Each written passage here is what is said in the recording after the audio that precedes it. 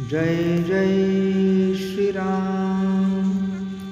दैनिक प्रवचन नामयोगी श्री ब्रह्मचैतन्य महाराज। विषय खरी तळमळ लागली म्हणजे संत भेटतो।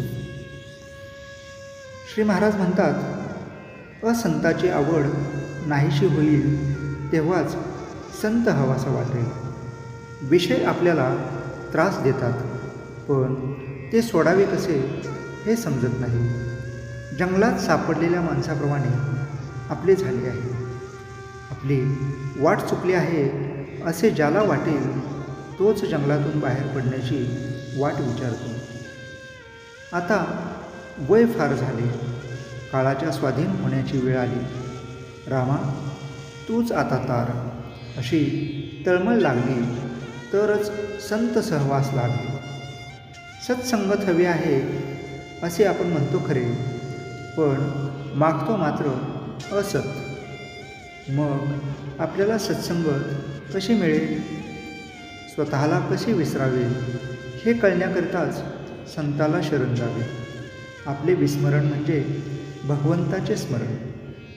वडील दूर आहेत, त्यांचे पत्र नाही म्हणून काळजी करतो, पण जन्मापासून भगवंत दूर आहे, त्याची तळमळ का लागू नये।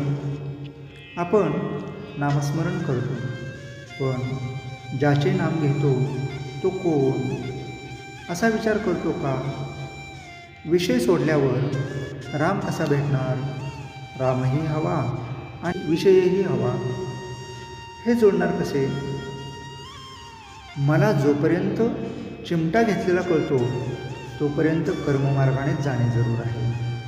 कर्ममार्ग सांभाळताना करता मी नव्हे ही भावना सांभाळणे जरूर आहे। जो खरा अनुभवी आहे तो बोलणारच नाही, आणि बोललाच तर तो अगदी थोडे बोलेल, तो उत्तम होय। अनुभवी खरा, पण नाईलाज म्हणून जो बोलतो तो त्याच्यापेक्षा थोडा कमी समजावा। कोणीतरी बोलल्याशिवाय लोकांना कळणार कसे, म्हणून हे लोक कमीपणा पत्करूनही पुष्कळ बोलतात, परंतु अनुभव नसताना उगीच शब्दपांडित करणारे हे अगदी खालच्या दर्जाचे आहेत। ज्याला अनुभव कमी त्याला शब्दपांडित्य फार असते। जो जगाला फसविणार नाही आणि स्वतःही फसणार नाही असाच मनुष्य जगाला मार्गाला लावू शकेल। कित्येक साधू दगड मारतात किंवा शिव्या देतात, तरी लोक त्यांच्या मागे लागतात, कारण त्यांच्या शिव्या देखील आशीर्वादाप्रमाणे असतात। हे कित्येक लोकांच्या ध्यानी येत नाही। एखादा मुलगा बापाला म्हणू लागला की मी इतका जवळचा, पण मला मिळतो मार, आणि तो लांबचा पोर त्याचे मात्र लाड, पण तो मारच आपल्या हितासाठी असतो हे त्याला नाही समजत। साधूच्या बोलण्यामध्ये किंवा मारण्यामध्ये सुद्धा दुष्टबुद्धी नसते। संत जे काही बोलतील ते जगाच्या कल्याणाकरताच असते।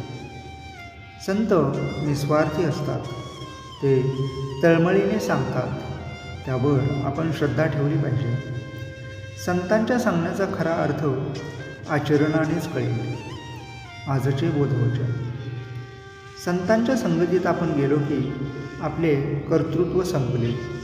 जय जय श्रीराम।